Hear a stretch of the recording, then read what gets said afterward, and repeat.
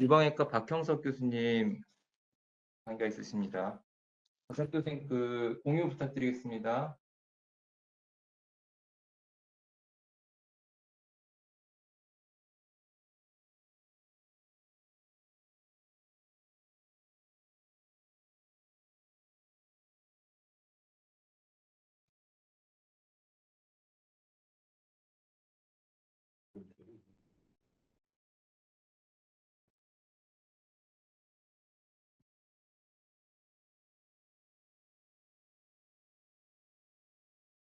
박형석 교수님 소리가 안 들리는 것 같습니다.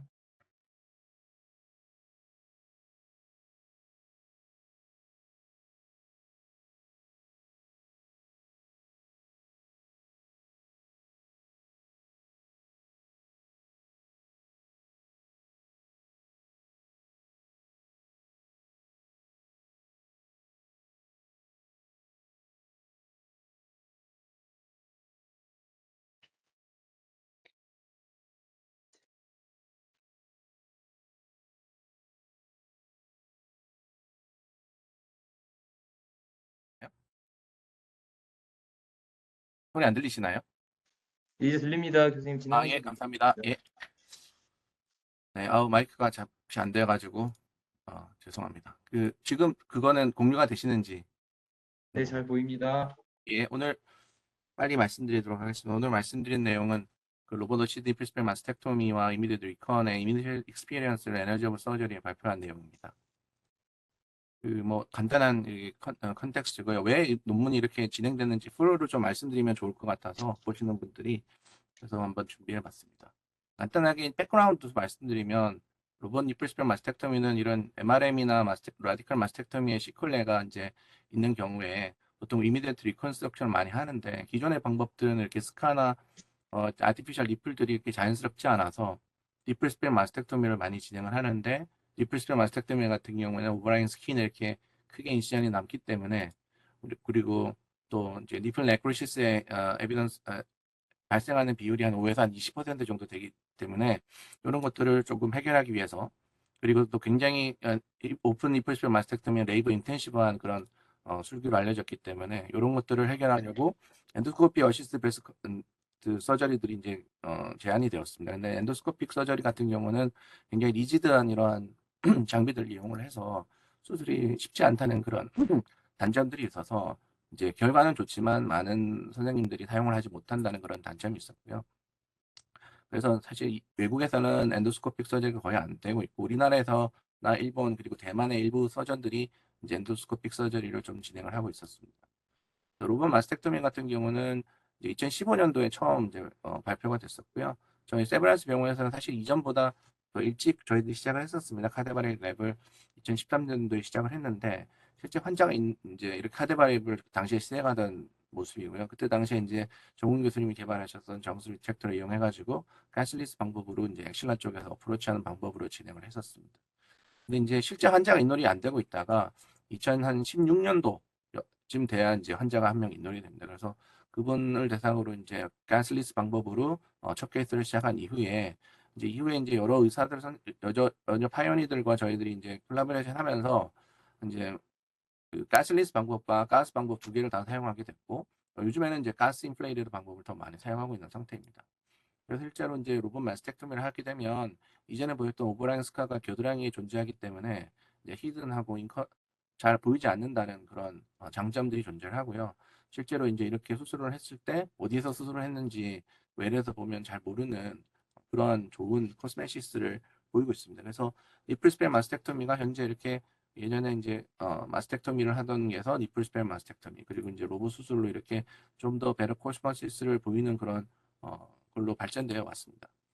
그렇지만 이게 개발된 지 얼마 안 된 수술이기 때문에 이러한 컨센서스를 어떻게 이룰까에 대한 그런 고민들이 많았고 그래서 코비드 19이 이제 일어나기 5월달 2019년 5월달에 IBS라고 인터내셔널 컨센서스 심포지엄이 있었습니다. 엔도스코픽 로보틱 브레스 서저리에 대해서 우리가 어떤 환자들을 대상으로 인디케이션 하면 좋을까, 컨디케이션 어떤 게 좋을까라는 것들을 이제 패널들이 모여가지고 전체적으로 이제 가장 그때 당시에 많이 했던 그런 서전들이 모여서 컨센서스 미팅을 했고요. 그때 이제 저도 참석을 했었는데 인디케이션과 컨트라 인디케이션에 대해서 나눴을 때 니플 현재 있는 니플스페일 마스텍토미하고 크게 차이가 없겠다. 그리고 좀 멀리 케이스에서 많이 진행을 하는 것 같다. 그런 결론들을 내릴 수 있었습니다. 그렇지만 이게 사실은 이런 에듀케이션의 이런 트레이닝에 대한 것들이 사실 소수의 파이오니어들에서만 시행되고 있어서 그런 문제점들이 조금 있다. 그리고 특히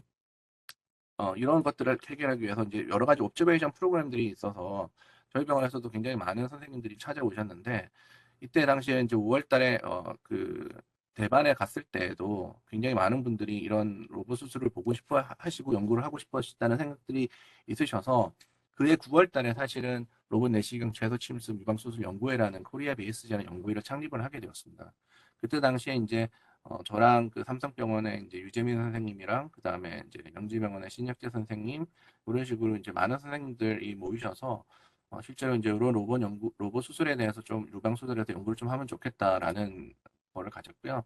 그때 당시에 이제 전국에 계시는 많은 선생님들이 참여를 해주셔서 저희들이 이제 코리아 BSG라는 연구 그룹을 만들게 되었습니다. 이 코리아 BSG라는 연구 그룹은 실제로 이제 저희들이 하는 게 주 교육과 그리고 연구를 바탕으로 이제 환자를 처음으로 이제 시행하는 그런 서전들이 계시면 저희 멤버 중에서 가서 좀 도와주고 슈퍼바이저 해주고 이제 그런 것들을 이제 잘 진행을 하려고 이제 진행을 했었 만들어지게 되었습니다. 그래서 이러한 연구의 첫 번째 이제 연구로 이제 이니셜 익스피리언스를 한번 보자. 전체적으로 우리가 당시에 이제 이때 처음 시작할 때 2019년도에 처음 시작했을 때는 얼마 이제 시작하지 않았기 때문에 선생님들 처음 자료를 한번 받아보면 좋겠다. 그리고 그때 당시만 해도 사실은 100건이 넘는 케이스를 보고한 적이 없었거든요. 그래서 대부분 뭐 한 20케이스, 30케이스 이런 식으로 보고하던 데였기 때문에 조금 더 많은 데이터를 모아서 발표를 하면 어떻겠을까 해서 멀티센터로 요 코리아 BSG 온 처음 첫 연구죠. 그때는 원호가 없었고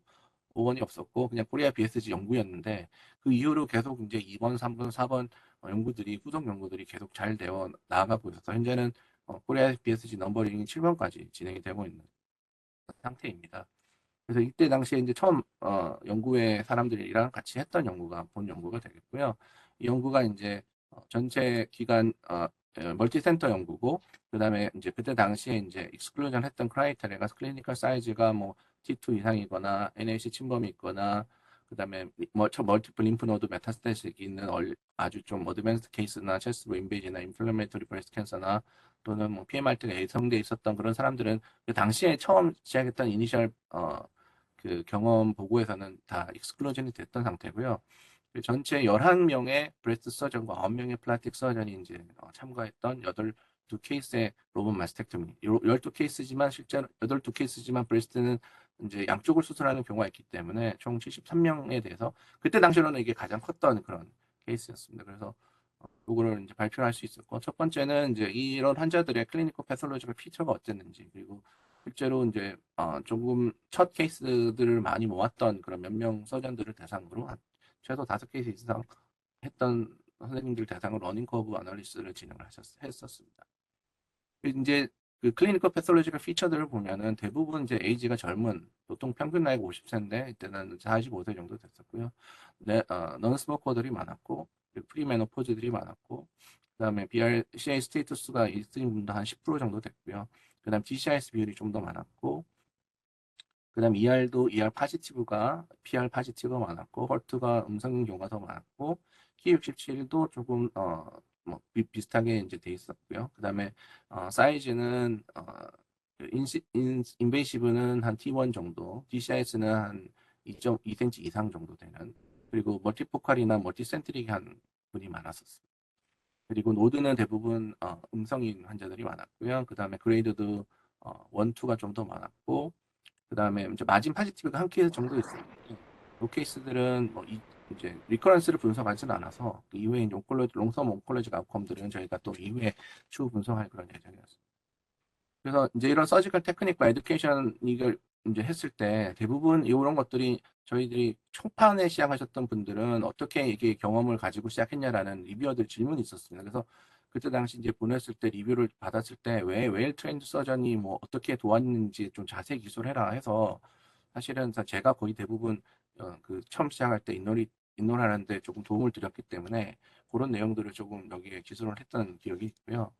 그다음에 러닝 커브 어널리시스는 보통 우리가 잘 하는 러닝 커브 어널리시스에서 하는 이제 큐섬 어널리시스와 이제 무빙 에버리지 커브 중에 익스포넨셜리 웨이트들이 하는 무빙 에버리지 커브를 그려서 이제 비교를 하게 되었습니다. 그래서 이제 실제로 저희들이 그 로버트 어치스트 니플스백 마스텍토미를 했을 때 암 포지셔닝 이런 것들도 당시에 굉장히 좀 이슈가 돼서 어떻게 암 포지셔닝 했냐, 그다음에 각 다빈치 시스템 어떤 걸 사용을 했냐 이런 것들을 좀 다 좀 분석을 해가지고 특히 그때 당시에는 이제 멀티포트를 주로 많이 사용을 했었는데 이제 그때 당시에도 아주 이제 SP를 처음으로 저희 나라에서 처음으로 이제 시행했던 그런 것도 보고를 했었고 오토로그스 플랩도 뭐 처음으로 좀 진행했던 것들도 보고할 수 있었습니다.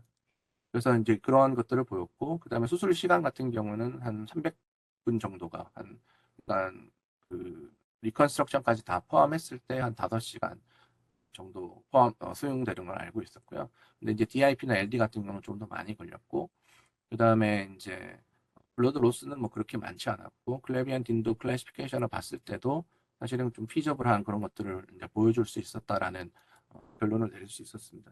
근데 가장 이제 문제가 걸렸던 것들이 그때 리뷰를 했을 때 이그 하스피털 스테이 랭스였습니다. 이게 12일인데요.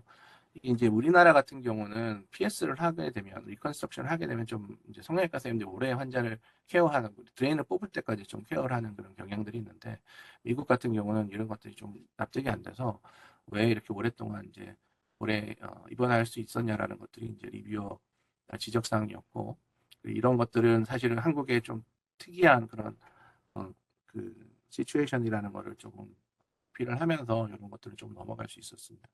그래서 사실 이전의 연구에서도 뭐꽤 우리 연구만의 특이한 소견이 아니라 로봇 마스텍tom의 특이한 소견이 아니라 컨벤셔널 마스텍tom에서도 한 2주 정도 입원하는 그런 예전 결과들을 보였다라는 것들을 이제 디펜스하면서 이런 것들을 넘어갈 수 있었던 걸 하고 있습니다.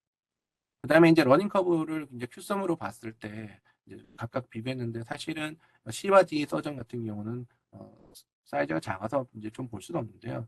저희 같은 경우는 보통 한 15케이스 정도 그래서 이제 이렇게 쭉 떨어지는 걸 확인할 수가 있었고 무빙 에버리지를 봤을 때도 한 이제 제일 경험이 많은 서전이 전데 여기 이제 15케이스 정도에서 크로스를 일으키고 그다음에 이제 좀 두 번째 서전은 아홉 번째 정도 그다음에 이제 두 케이스는 케이스가 너무 작아서 이제 조금 매기기는 어려웠고요. 그래서 15케이스 정도가 조금 그렇게 보수적으로 잡았을 때 좀 러닝 커브를 우리가 극복하는데 도움이 되는 케이스겠다라는 것들이 이제 이 연구의 결론이었습니다. 그래서 이러한 결론들을 가지고 저희들이 사실 여러 온고잉 스터디들을 이제 연구에서 진행을 하고 있습니다. 그래서 보시게 되면은 이제 마르스 연구라고 해가지고 요거는 코호트 연구라네요. 프로스펙티브 코호트 연구인데 한 2,000명 정도. 그러니까 뭐 로봇만 아니라 전체적인 오픈 컨벤셔널 마스텍토미 플러스 이미디트 리컨 플러스 엔도스코픽 플러스 그다음에 이제 로봇 마스텍토미를 포함해서 2,000건을 모으는 프로스펙트 코호트가 연구가 있고 그다음에 이제 작년부터 이제 시작한 롬 트라이얼이라고 랜더마이즈 클리니컬 트라이얼이 있습니다. 이거는 이제 오픈 투 로봇을 헤드 투 헤드로 비교하는 연구인데요. 마르스 연구는 현재 뭐 굉장히 잘 인롤되고 있고 현재는 뭐 한 1,000케이스 이상 이미 인롤이 되어 있는 그런 상태입니다. 각 한 12개 기관에서 열심히 인롤을 해주고 계시고요. 그다음에 이제 그 롬 트라이얼에서 잠시 말씀드리면 이 롬 트라이얼은 그 현재까지 가장 로봇 마스텍tom에서 이제 그 리미테이션으로 지적되는 것이 롱텀 온콜로직 아웃컴이 없다는 것인데 이런 것들을 조금 확인하기 위한 연구입니다. 그래서 전체 790명 환자를 12개의 기관에서 모집을 하고 헤드 투 헤드로 이제 비교를 하는 그런 연구가 되겠습니다. 이 연구에서 이제 중요한 거는 경험이 15케이스 이상 정도 되는 서전들만 이제 우리가 뽑겠다는 건데 그게 아마 이전에 우리 그거의 베이스가 된 게 오요 연구의 그 15명이라는 그 연구의 그 결과가 되겠습니다. 그래서 뭐 서머리를 이제 간단히 말씀드리면 컨트라 인디케이션 인디케이션의 로봇 마스텍토미를 살펴보면 크게 컨벤셔널 리플레이스먼트 마스텍토미와 별 차이가 없다라는 게 컨센서스 미팅에서 이제 내려진 결론이고요. 그리고 IBS를 통해서 코리아 BSG라는 연구 그룹이 생겨지고 이런 것들을 통해서 연구를 진행이 되었고 첫 번째 연구는 이니셜 익스피리언스에 대해서 피저블하고 세이프하다는 말씀드릴 수 있었고 그다음 러닝 커브에 한 15개 정도 되면 스테빌라이제이션 된다. 보수적으로 잡았을 때 그것들을 확인할 수가 있었습니다. 이런 것들을 바탕으로 이제 마르스 연구와 롬 연구라는 이제 랜더마이즈 클리니컬 트라이얼까지 진행을 할 수 있는 초석이 됐던 연구. 여러 선생님들이 많이 도와주셔서 사실 뭐 제 혼자 할 수 있었던 건 아니고 다양한 대학병원의 여러 선생님들이 도와주셔서 함께 할 수 있었던 것 같습니다. 네, 이상입니다. 네, 박강석 교수님 감사합니다. 임상 분야 연구 업적 소개해 주셨고요. 많은 질문이 있으실 것 같은데 선생님들 질문 부탁드리겠습니다. 네, 김경식입니다. 박형석 교수님, 저희 학교에서 굉장히 선도적인 역할을 충실적으로 해주셔서 감사합니다. 다른 기관에 비해서 많은 분들이 이야기를 해주셔서 교수를 대표해서 감사를 드립니다. 몇 가지 질문이 하나 있는데요. 그 아까 선생님 보여주신 슬라이드 중에서 브라카가 얼핏 말씀하시고 넘어가셨는데 지금 심평원에서 심사하다 보니까 브라카 건수가 엄청나게 증가하고 있거든요. 과거에 비해서는 뭐 한 500건, 2010년에 한 500건 정도 됐었는데 최근 들어서는 5,000건이 넘고 한 10,000건 될 것 같아요. 그래서 그런 경우에 아까 선생님 여기 보면 지금 캔서에 국한해서 유니레터럴 수술만 진행하신 것 같은데 프로필락틱 마스텍토미를 하게 되면 바이레터럴 하게 돼야 되지 않습니까? 그래서 혹시 이 로보트 수술이 바이레터럴에는 어떤지 한번 의견 주시면 감사하겠습니다. 예, 그 바이라테랄 수술도 저희가 이 케이스에서 한 20% 조금 넘게 했던 것 같고요. 이게 사실은 BRCA 돌연변이가 전체 유방암의 오에서 한 10% 정도 되고, 최근에는 그런 검사하는 비율도 굉장히 많아지고, 왜냐하면 이제 안젤리나 졸리라는 그 영화 배우가 BRCA 원투 돌연변이 하면서 그게 어이런스가 확 늘어났습니다. 그래서 환자분들도 그런 거에 대해서 검사를 하는데 별로 거리낌이 없으시고, 그다음에 이제 임상 의사들도 사실 좀 그런 거 검사를 하는 거에서 예전에 비해서 훨씬 더 많이 시행을 하고 있는 그런 상태고요. 저희 병원도 암염해학자 중심으로 그런 연구나 그 검사를 많이 시행을 하고 있습니다. 그래서 그런 BRCA 원투 돌연변이가 발견되거나 또는 뭐 드물긴 하지만 P10이라든지 TP53이라든지 8B2라는 그런 유전자 돌연변이가 있는 하일리 어, 캔서 프리디스포지션 진이라고 하는 그런 진들의 돌연변이가 있는 경우에는 저희들이 예방적으로 반대쪽 수술까지도 진행을 하고 있는 그런 상태입니다. 그래서 최근에는 좀 더 그런 시행 비율이 좀 더 올라가고 있고요. 저도 외국에서도 지금 굉장히 그런 것들이 많이 진행이 되고 있는데 저희 나라도 그런 식으로 조금 더 많이 진행이 되지 않을까라는 생각이 드는데, 다만 이제 이런 것들이 외국에는 코스트 이펙티브니스가 어느 정도 증명이 된 그런 상태인데요. 저희 나라는 사실 그런 게 증명되어 있지 않았고, 그다음 로봇 마스텍토미가 실제로 이제 그런 것들에 좀 코스트 이펙티브한지 안 한지에 대한 연구가 좀 부족한 상황이긴 합니다. 하지만 아무래도 코스트 이펙티브니스를 비교할 때 컴플리케이션 레이트라든지 환자의 만족도를 이제 대상으로 우리가 코스트 이펙티브니스를 구하게 되는데, 분명히 아마 로봇 마스텍토미가 그런 거에 분명히 장점이 있을 거라는 생각이 들고 이제 그런 것들을 위한 연구를 좀 준비를 하고 있는 상태입니다. 그러면 술식에 있어서 유니레터럴 할 때랑 바이레터럴 할 때랑 뭐 큰 차이가 있나요? 뭐 후배들한테 뭐 레코멘데이션 할 수 있는 뭐 팁이나 뭐 이런 네. 거. 기계에 따라서 좀 다릅니다. 이게 멀티포트 시스템을 할 때는 사실은 환자를 한쪽에 붙여가지고 수술을 하는 편이 좋거든요. 그래서 로봇 암의 컬리전을 조금 줄여야 되는 그런 게 있는데, 저희 병원은 이제 SP가 많이 들어왔습니다. 그래서 암병원에는 하나 더 들어왔고, 그래서 SP를 사용하는 경우에는 사실 컬리전이 없이 그냥 일반적인 그런 리플스펙 마스텍토미 하시 포지션을 잡아가지고 진행을 하면 된다는 그런 장점이 있어서 최근에는 SP로 이제 많이 진행을 하고 있고, SP로 사용했을 때는 크게 포지션이나 그런 술기에 그런 좀 어려움이 없이 바이라테랄라도 잘 진행을 하고 있는 것 같습니다. 감사합니다.